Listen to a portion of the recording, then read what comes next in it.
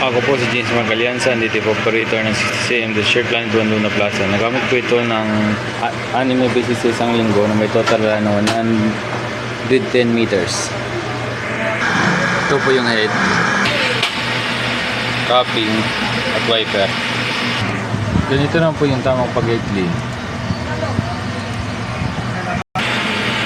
Tapos mag-clean po natin yung punasan ng cupping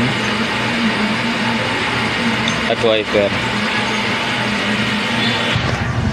Ganito na po yung tamang pag-head clean.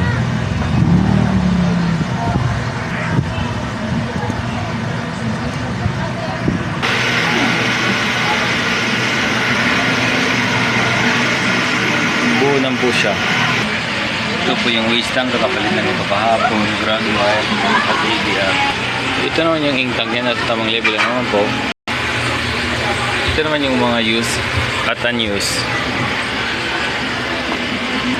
Meron ako 10 film, 16 na white, 2 yellow, 3 black, 6 na magenta, 5 cyan, 7 solution, 2 PUE solution, at 15 powder. Ito na po yung consumable dual scope DTF film, powder, white,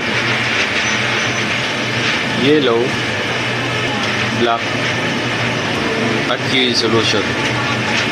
Ito naman yung DTF monthly maintenance checklist ko, updated naman po.